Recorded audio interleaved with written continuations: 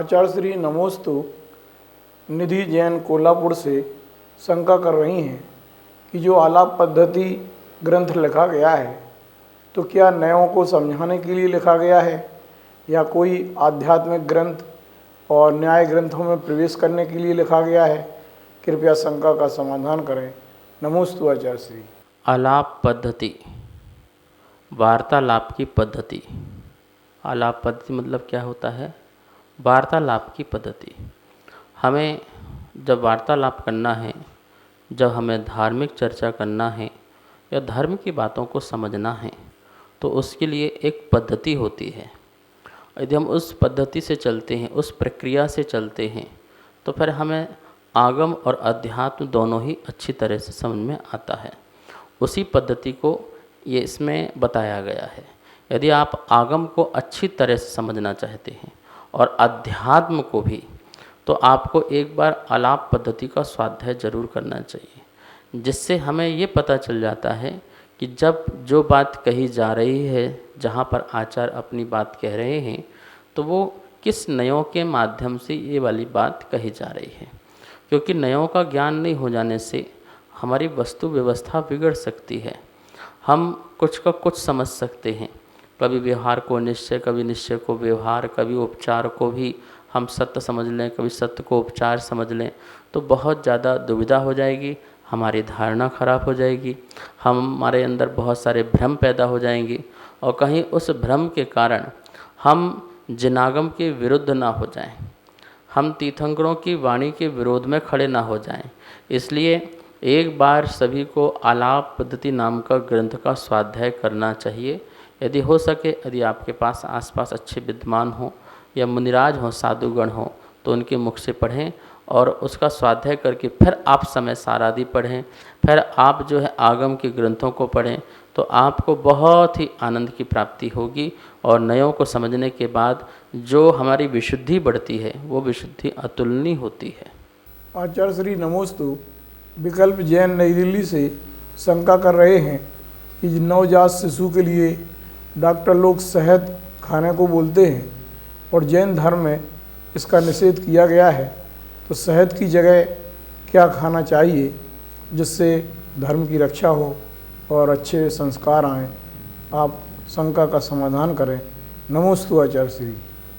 शहद, देखिए शास्त्रों में आया है कि शहद एक बूंद यदि शहद खाते हैं तो कहते हैं 7 गांवों को जलाने का दोष लगता है। ऐसा हम बचपन में भी पढ़ते थे, पाठशाला में भी पढ़ते थे और सत्य बात है कि शहद जो है, देखिए एक तो जो है मधु जो होती है, बड़ी मक्खी जो होती है, वो अपनी बमन करके उसको छोड़ती है वहाँ पर, ठीक है, पराग लेके आती फूलों से और वह अपना बमन करती है और उसमें छोड़ती है और उसमें भी जो अंडे आदि पड़ जाते हैं, सूक्ष्म जो जीव हैं बहुत ज़्यादा उसमें पड़ जाते हैं और फिर निकालने वाले उन मधुमक्खियों को मारते हैं तो उससे भी शहद निकलता है। तो इस प्रकार से वर्तमान में तो मधुमक्खी को नहीं मारा जा रहा है, पाला जा रहा है, लेकिन फिर भी उसमें जो सूक्ष्म जीव हैं उस शहद में बहुत पड़ जाते हैं, इसलिए ग्रहण करने योग्य नहीं है, उससे नहीं खाना चाहिए, स्वयं भी नहीं खाना चाहिए। अब जन्म जो शिशु बच्चा है, छोटा बच्चा है, शिशु बच्चा है, उसको क्या दें? तो देखो बहुत सारी चीज़ें हो सकती हैं। आप जो है किशमिश का पानी दे सकते हैं अथवा जो है चाशनी बना करके थोड़ा सा चाशनी चटा सकते हैं। बूरा, जैसे चीनी की ना बना करके बूरे की बनाए तो बूरा उतना ज़्यादा जो है शुगर आदि वाला काम नहीं करता है, तो उसकी आप बना करके उसको दे सकते हैं। माँ यदि अपना दुग्ध भी पिलाती है तो उससे भी उसको बहुत फ़ायदा हुआ करता है। तो इस प्रकार से बहुत सारे उपाय हैं। जैनों में तो अधिकांश कोई भी बच्चे को शहद नहीं चटाते हैं, तब भी बच्चे होनहार और बलिष्ठ आदि अनेक प्रकार से होते हैं, वही उपाय करना चाहिए अपन को। नमोस्तु आचार्य श्री।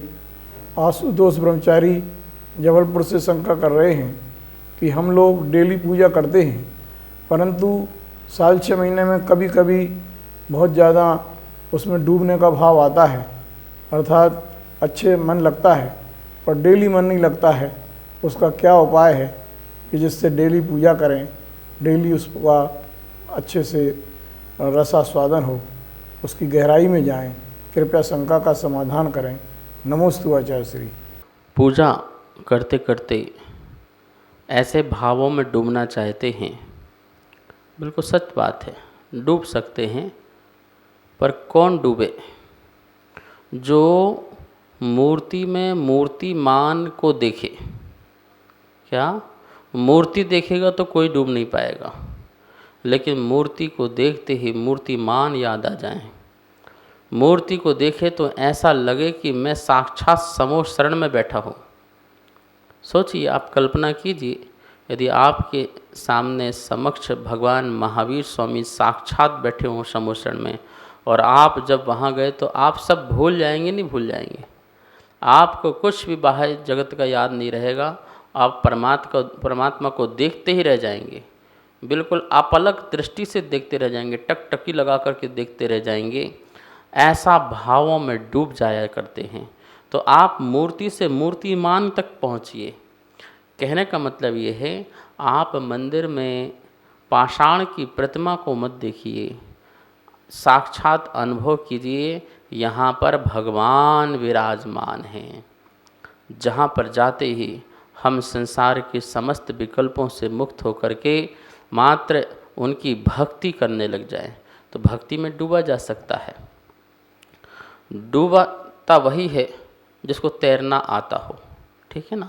आप नदी में हो और नदी में यदि आपको तैरना नहीं आता है तो आप तो डूब ही जाओगे। तो जो डूबे और तैरे भी, और तैर करके बाहर भी आ जाए। कोई कितना भी बढ़िया अच्छा तैराकी हो, तैरने वाला हो, लेकिन बाहर तो उसको आना ही पड़ता है।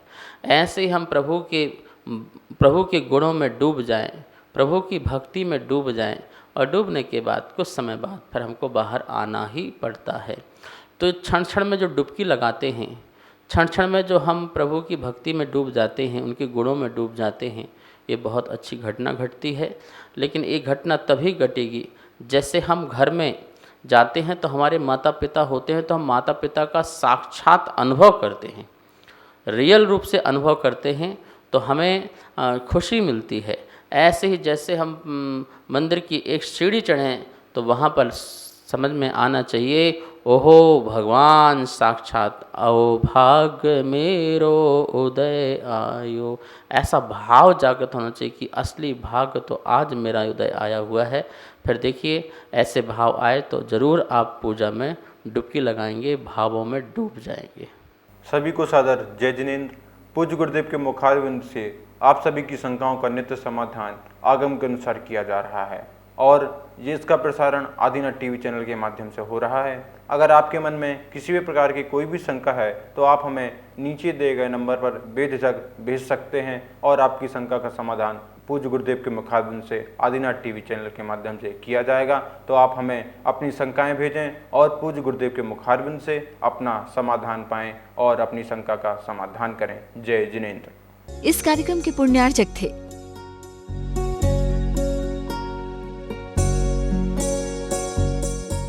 इस कार्यक्रम के पुण्यार्चक थे श्री खंडेलवाल दिगंबर जैन मंदिर, राजा बाजार, कनॉट प्लेस, नई दिल्ली, एवं श्री खंडेलवाल दिगंबर जैन मंदिर, वैदवाड़ा, दिल्ली के अंतर्गत खंडेलवाल दिगंबर जैन पंचायत, दिल्ली। जिनेंद्र जैन नरपतिया अध्यक्ष, धीरज जैन कासलीवाल महामंत्री, विजय लोहाड़िया विक्की उपाध्यक्ष, गौरव पाटोदी मंत्री, विनोद पांड्या कोषाध्यक्ष।